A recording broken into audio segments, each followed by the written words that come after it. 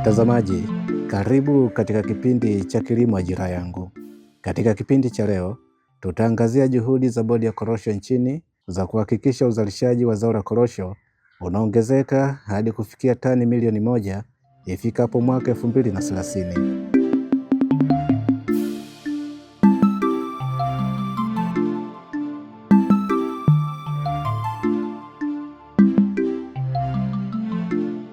Kipindi hiki kinaratibiwa na Taasisi ya Utafiti wa Kilimo Tanzania, TARI, kituo cha Naliendele.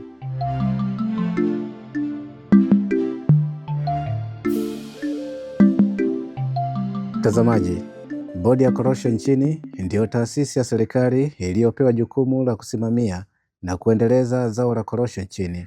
Bodi hii ina mikakati ya kuhakikisha wakulima wanazalisha korosho zaidi ya tani milioni 1 ifikapo mwaka 2030.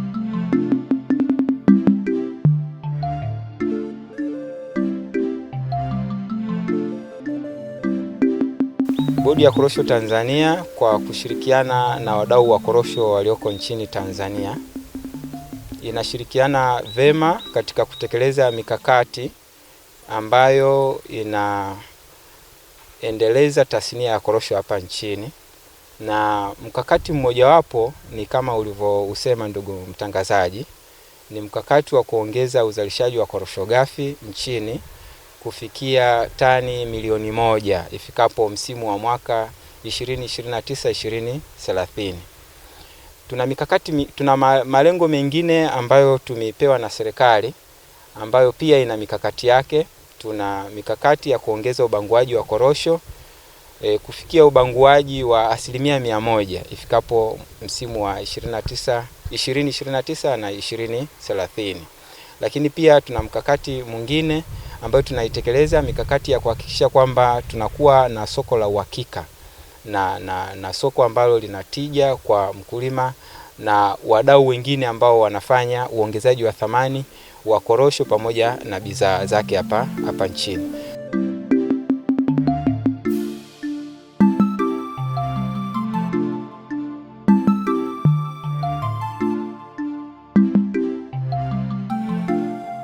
Bodi ya Korosho imeanza kutekeleza mikakati ya kuwezesha wakulima pembejeo za zao hili, ikiwemo viuatilifu ambavyo mkulima amekuwa akipewa bure.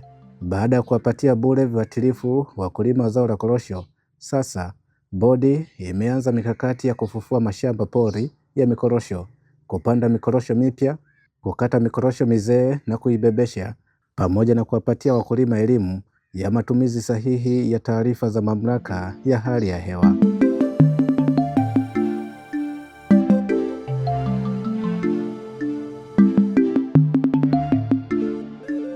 Sasa tunavyozungumza tuna wakulima wapatao 549 na hekta zisizopungua milioni 4 za korosho, ambapo tuna mikorosho ambayo pia haipungui milioni 137.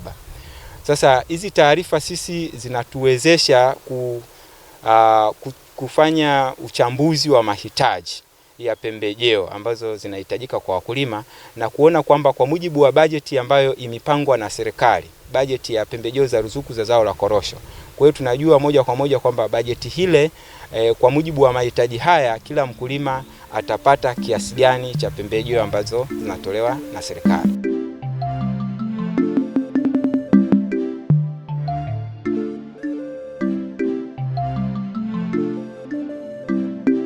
Katika mkakati wa kufufua mashamba pori ya korosho, Bodi ya Korosho imeamua kuwawezesha wakulima waliotelekeza mashamba yao kwa sababu ya kukosa uwezo baada ya kupata changamoto za kiafya na kiuchumi. Na hapa ni katika wilaya ya Nanyumbu ambapo wakulima wasio na uwezo mashamba yao yanahudumiwa na Bodi ya Korosho, kuanzia kufyeka vichaka vilivyopo shambani, kutibulia ardhi pamoja na upuliziaji wa viuatilifu kwenye mikorosho.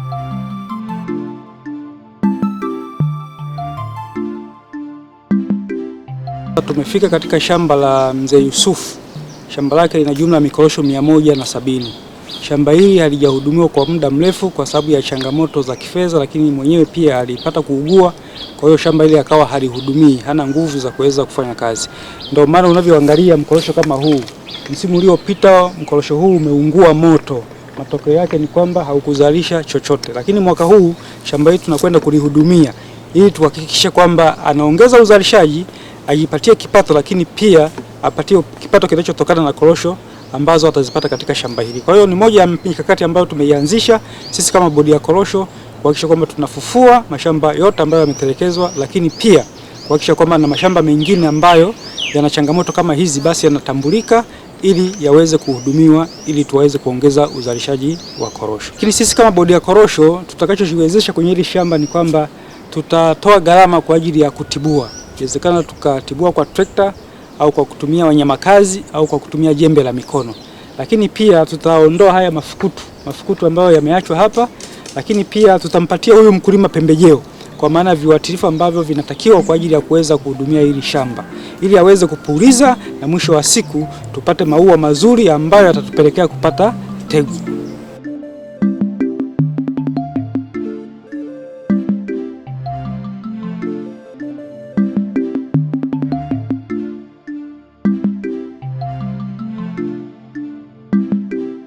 Mpango huu unatekelezwa kwa wakulima wasio na uwezo katika maeneo yote yanayolima korosho ili kuwa mfano kwa wakulima wengine kujua namna ya kufufua mashamba pori.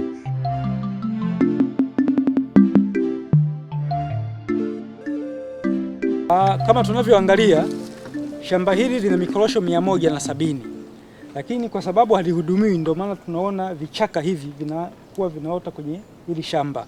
Sasa vichaka hivi vinaonyesha kabisa kwamba hili shamba limeachwa muda mrefu bila kuhudumiwa na huyu mkulima, na sababu kazieleza kwamba ni sababu kwamba amekosa rasilimali fedha za kuweza kulihudumia hili shamba kwa sababu ameugua kwa muda mrefu na hakuwa na namna yoyote ya kuingiza fedha au nguvu ya kuweka humu kwa ajili ya kuhudumia hili shamba.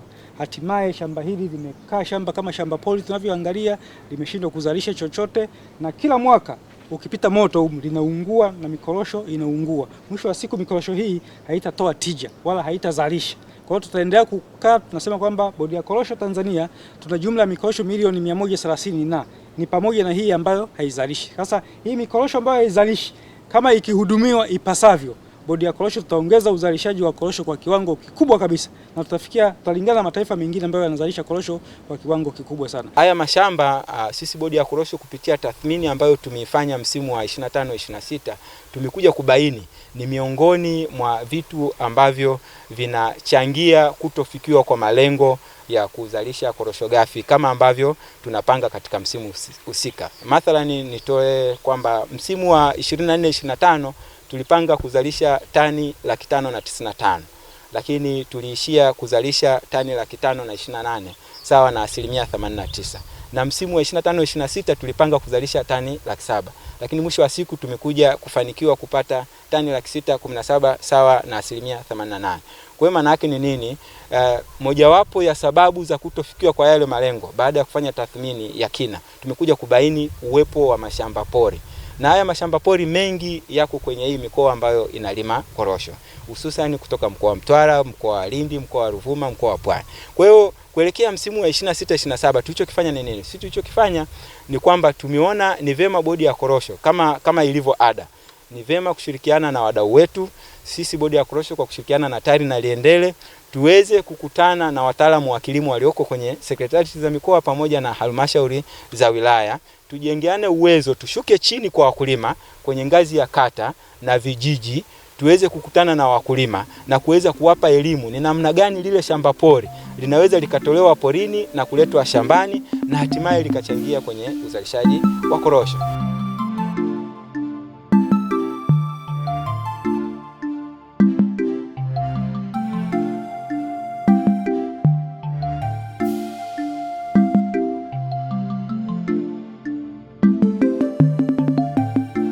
Mkakati huu unasaidia wakulima kuinuka kiuchumi na kuwa na uwezo wa kuhudumia mashamba yao katika msimu wa kilimo unaofuata.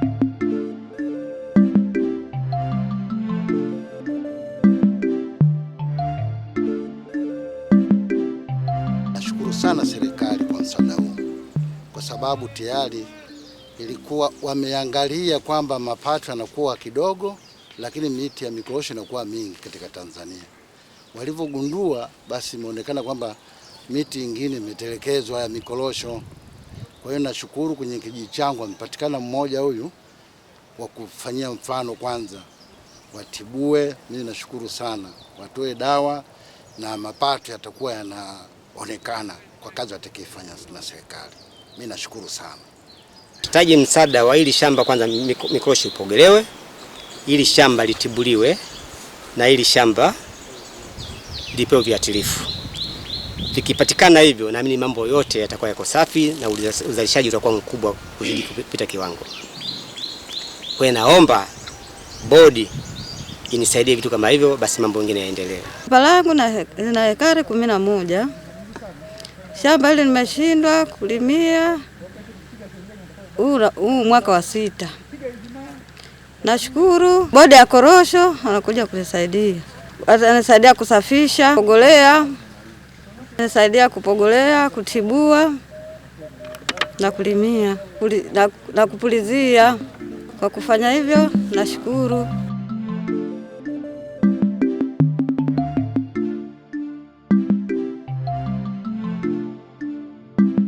Mtazamaji, mikakati mingine ya bodi ya korosho ya kuwezesha kufikia uzalishaji wa korosho tani milioni 1 ifikapo mwaka 2030 ni kupanda mikorosho mipya kwenye mashamba mapya pamoja na kujazilizia katika sehemu zilizo wazi kwenye mashamba ya mikorosho. Uzinduzi wa mpango huu umefanyika katika wilaya ya Ruangwa mkoani Lindi, ambapo wakulima wamepatiwa bure miche ya mikorosho bora yenye tija kwa mkulima.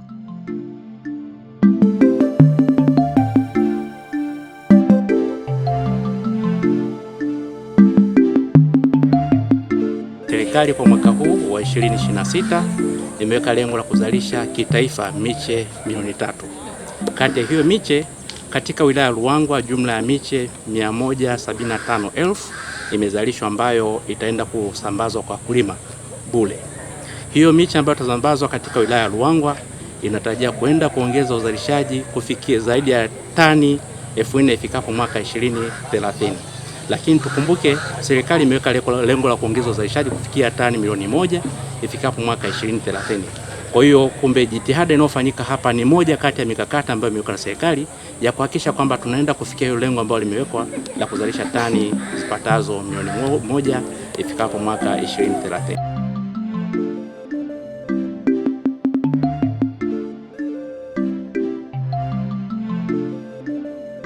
Wakulima wa zao la korosho katika wilaya hii ni mashuhuda wa ongezaji wa uzalishaji wa korosho kupitia mpango huu wa ugawaji bure wa miche ya korosho.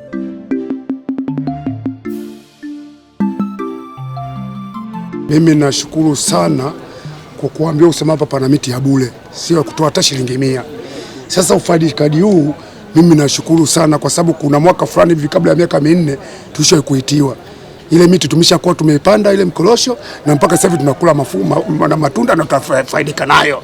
Sasa kwa hili nayo kwa linatokea hili, mimi nashukuru sana utawala wa Mama Samia na wafanyakazi wake na watumishi wake na wote, nashukuru sana kwa muendelezo huu, ni mzuri sana.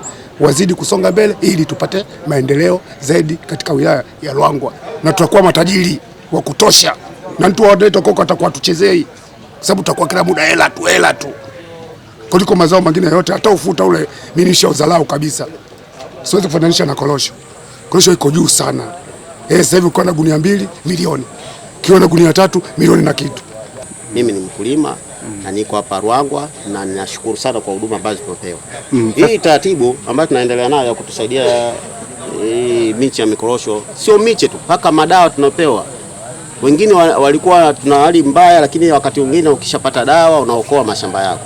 Kwa hiyo tunaamini kabisa kwamba hili jambo kama litakuwa endelevu, basi sisi tutajitahidi kupambana zaidi ili kupunguza mzigo wa shida katika, yani kupunguzia mzigo serikali, kwa sababu tukiwa na njaa sisi hapa serikali itahangaika kutuletea chakula. Kitu kipata kama hivyo wanavyotuhamasisha, tunaweka mikorosho tunazalisha, serikali itapungua tunaona sana, kwa sababu njaa inapoingia lazima majukumu haya yanakuwa serikali. Lakini leo akitupa hizi, huyu kazi anayoifanya huyu Mama Samia, maana najua ndio tunamsema yeye kwa sababu yeye ndio utawala na yeye aliyowaambia hao wafanye hivi. Kwa hiyo tunamshukuru sana Mama Samia na tunamwombea dua aendelee na maisha mema na maisha marefu ili tuendelee. Hata kama akawa amemaliza muda wake, yako watu wengine anaweza akawafundisha watu, akawaelekeza, kwa tunanufaika nayo. Yaani mimi nahisi kwa hali tu kwa sababu tukoanza ni kuambia mimi kama wakati huu tu mimi niliwakuta wazee na mikorosho lakini sio vijana. Lakini sasa hivi vijana wameingia na imani sasa hizi baada na sio hiyo 30 mbali. Hata hii 26 mavuno yataongezeka, 27 yataongezeka kwa sababu watu wengi wamezalisha. Na hii miche inaleta hii tukiweka ni miaka mitatu. Mwaka unaofuata tufuate tena hii 26 tufuate 29. Utakuta mavuno yatakuwa mazuri zaidi, mengi mno yatakuwa kuliko yani maradufu kwa sababu watu wanaendelea kuionda yani kuzalisha mashamba makubwa na wakiwa wanajua kabisa kwamba tutakuwa tunazalisha haya na watu watakuwa yani uchumi unapanda kwa kweli. Sisi huku tuna imani kabisa uchumi wetu unapanda kupitia korosho. Kwa sasa kutokana na kilimo cha korosho jinsi kilivyotuboresha, hasa hususan nikizungumzia mimi mwenyewe kilivyoniboresha, nafikiri kimenitoa pale kwenye hatua ya awali kunifikisha sehemu nyingine. Na ndio maana sasa nimekuja hapa kuja kuitika wito wa upokeaji wa miche ya mikorosho. Tumeandaa mashamba ambayo nilishatibua shamba kama eka 4 hivi kwa ajili ya maandalizi ya hii mikorosho. Unadhani uzalishaji sasa utaongezeka? Uzalishaji kwa mimi tangia awali kidogo ulikuwa umeyumba, lakini baada ya miaka 5 iliyofuata uzalishaji umekuwa mkubwa na mafanikio yake nimeyaona kutoka pale nilipo hadi sasa. Nafikiri hata zana za kilimo nimeshaziandaa. Kwa mfano na trekta kwa ajili ya kilimo na mashamba ya mahindi na miche ya mikorosho kama hivi tunafuata na kuboresha kwenye mashamba mengine. Kwa sasa naweza nikafikia mahala ndani ya miaka 3 au 4 mbele Wanaruangwa tutakuwa mbele zaidi kuwapita hata kama ni wale.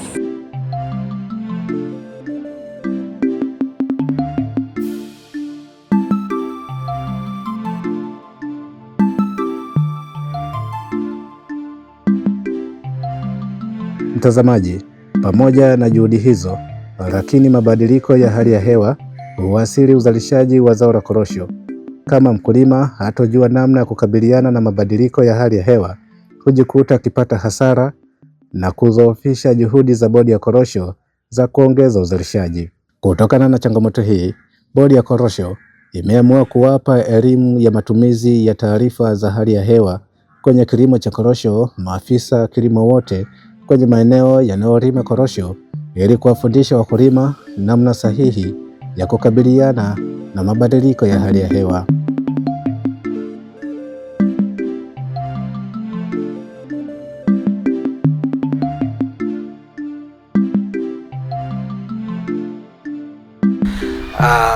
Kiukweli kutokana na taarifa za utabiri wa hali ya hewa imeonekana mvua zitakuwa za wastani mpaka chini ya wastani. Hivyo basi tumewashauri wakulima kwanza wapogolee mikorosho yao mapema kwa kuondoa matawi yaliyokauka na yaliyoathirika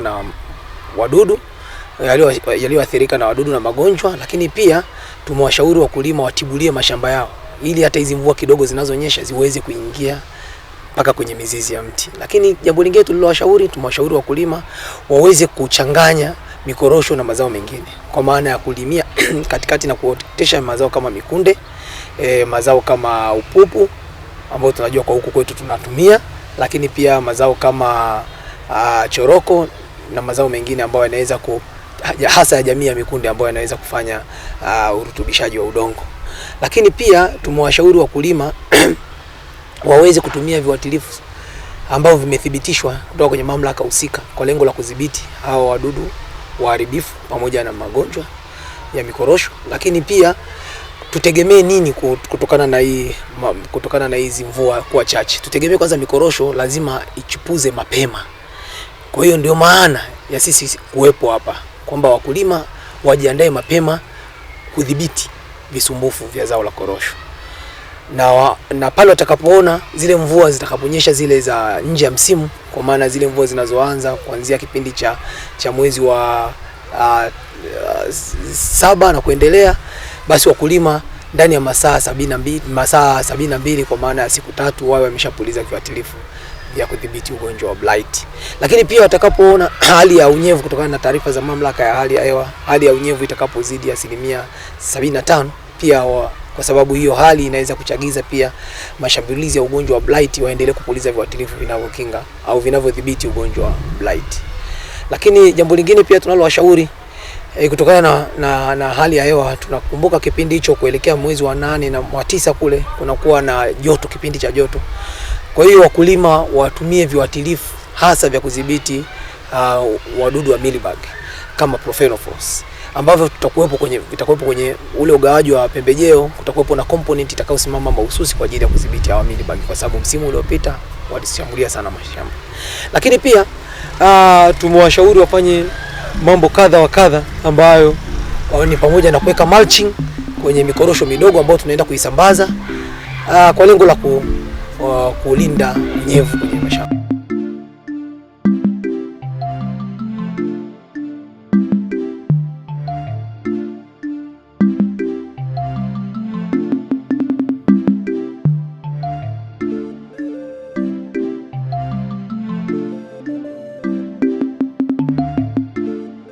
Katika msimu wa kilimo wa mwaka 2026-2027, Mamlaka ya Hali ya Hewa nchini inaeleza kuwa mvua zitakuwa chini ya wastani hadi wastani, mvua ambazo zinatakiwa kutumia ipasavyo kwenye kilimo cha zao la korosho.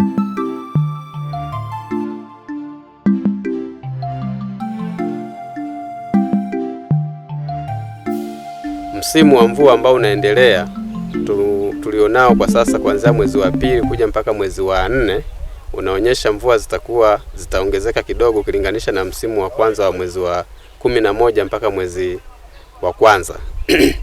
Na kwa utabiri unaonyesha kiwango cha juu cha mvua kinategemewa kiwe ni mwezi wa 2 mpaka mwezi wa 4. Na mvua hizi ambazo zinaendelea kunyesha zinatarajia kuisha wiki ya 4 ya mwezi wa 4 hadi wiki ya kwanza ya mwezi wa 5. Kwa hiyo wataalamu wa kilimo wanatakiwa waendelee kuwashauri wakulima wachukue tahadhari zipi kulingana kwamba hizi mvua ziko wastani hadi chini ya wastani. Kwa hiyo kuna madhara ambayo yanaweza katokea moja kwa moja kutokana na mvua kuwa chini ya wastani kwenye zao la korosho. Kwa hiyo wataalamu wa kilimo wanatakiwa wafikishe tafasiri ya utabiri huu kwamba utakuwa na athari gani kwenye zao la korosho.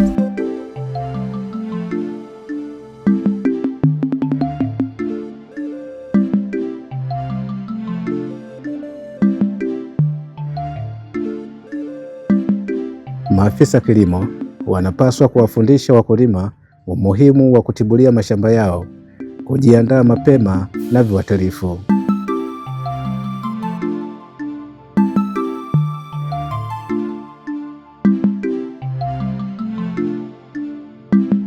Vitu ambavyo tumekuwa miongoni mwavyo kuwahamasisha wakulima ni kwenye swala zima la utibuliaji wa mikorosho, kupogolea, kufanya grafting, ubebeshaji wa mikorosho. Hivyo kwenye swala zima la utibuliaji, kama wakulima wakitibulia mashamba yao, kuna uwezekano mkubwa ardhi itafyonza maji mengi ambayo itawezesha kwenye swala zima la uchipuaji wa mikorosho mapema. Kuna changamoto kubwa ambayo wakulima wanakutana nayo, wanasema kwamba mikorosho inachelewa kuchipua, mikorosho inakuwa ya njano. Hii inasababisha ardhi zinakuwa haina maji mengi ya kutosha. Katika uzalishaji wa korosho tuzingatie kwamba mwaka huu umetabiliwa na TMA kwamba kuna mvua za wastani, za chini ya wastani kuna mvua za wastani mpaka chini ya wastani. Hivyo wakulima tujitahidi kwa kuhamasisha au kwa kuwaambia kwamba namna gani wanaweza kupambana na hizi changamoto ambazo zitatokea katika uzalishaji wa zao la korosho. Kwa mwaka huu imetabiriwa kwamba kutakuwa na mvua chini ya wastani. Kwa maana ya kupambana na hizi changamoto ni namna ya kuweza kupogolea kwa mikorosho yao, namna ya kupanda mazao jamii ya mikunde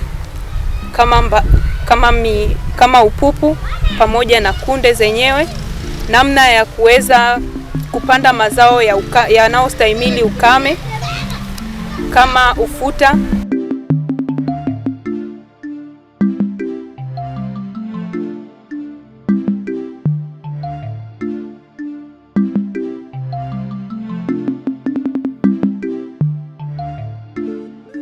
Mtazamaji, mikakati hii ya bodi ya korosho ambayo imekuwa ikifanyika kila mwaka imekuwa na matokeo chanya kwa wakulima wa zao la korosho.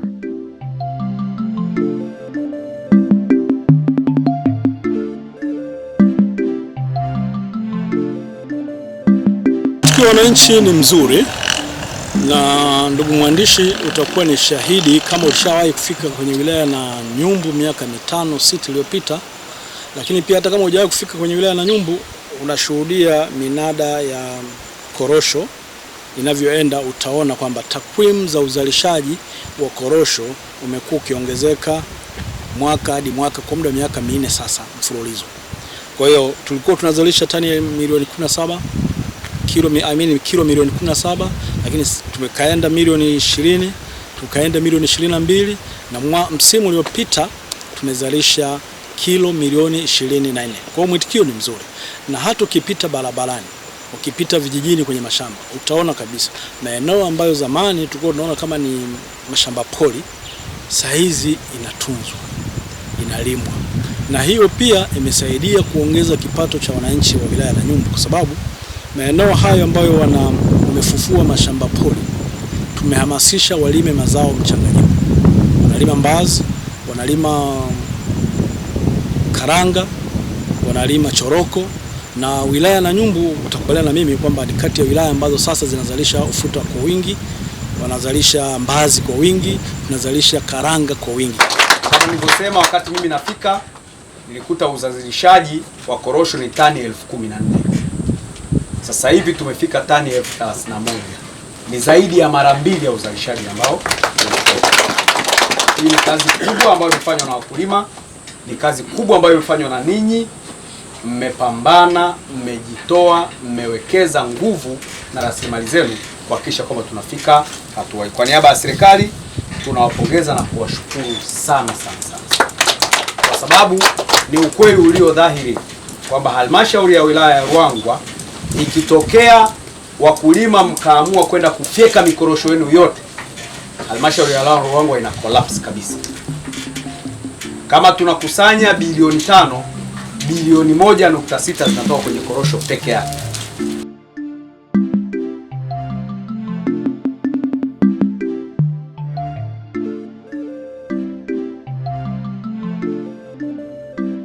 Mikakati ya bodi ya korosho ni kuendelea kuwapa wakulima elimu ya kilimo bora cha kisasa na chenye tija cha zao la korosho ili kuongeza uzalishaji wa zao hilo na kumuinua kiuchumi mkulima. Kitu cha kuzingatia na wadau, taarifa ambayo tunatakiwa kuipokea ni kwamba bodi ya korosho tumeweka lengo kwa kushirikiana na wadau, ni kwamba msimu wa 2026-2027 tutakwenda kuzalisha korosho ghafi tani 775,000. Kwa hiyo huo ni mwelekeo sasa wa kwenda kuzalisha zile korosho ghafi tani 1,000,000 ifikapo msimu wa mwaka 2029-2030. Kilimo kinatakiwa mara zote kikupe faida, yani kilipe. Kwa hiyo tuache kufanya kilimo cha mazoea, tuwatumie wataalamu wetu, wana elimu.